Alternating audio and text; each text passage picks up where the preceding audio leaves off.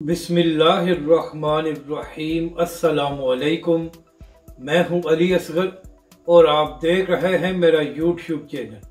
कराची से तहरीक-ए-लब्बैक पाकिस्तान की कौमी असम्बली की सीट और हाफिज साद रिजवी ने बड़ा ऐलान कर दिया। इस वीडियो में हम इसी के मुतालिक बात करेंगे।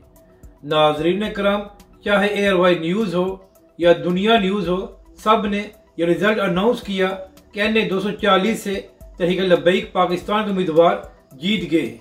मगर नाजरीन कराम, हमेशा की तरह तहरीक-ए-लब्बैक पाकिस्तान के मैंडेट पर डाका डाला गया और जो सीट तहरीक-ए-लब्बैक पाकिस्तान जीत चुकी थी वो एक बार फिर MKM को दी गई। यानी कि नाजरीन कराम, हमेशा की तरह कराची में तहरीक-ए-लब्बैक पाकिस्तान के मैंडेट पर डाका डाला गया।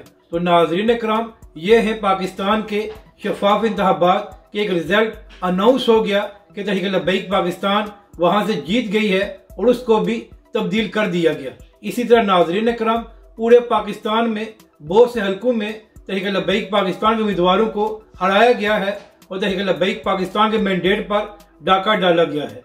तो इसी हवाले से आज तहरीक-ए-लब्बैक के अमीर हाफिज साद रिजवी ने एक अहम प्रेस कॉन्फ्रेंस की है और तहरीक-ए-लब्बैक के सरबरा हाफिज साद रिजवी ने यह ऐलान किया है कि कल दिन 1 बजे तहरीक-ए-लब्बैक पाकिस्तान पूरे मुल्क में प्रोटेस्ट करेगी और जो तहरीक-ए-लब्बैक पाकिस्तान के मैंडेट पर डाका डाला गया है उसके खिलाफ आवाज बुलंद की जाएगी। अगर आपको ये वीडियो अच्छी लगे तो इसे लाइक और शेयर जरूर करें और हमारे इस चैनल को भी सब्सक्राइब करें।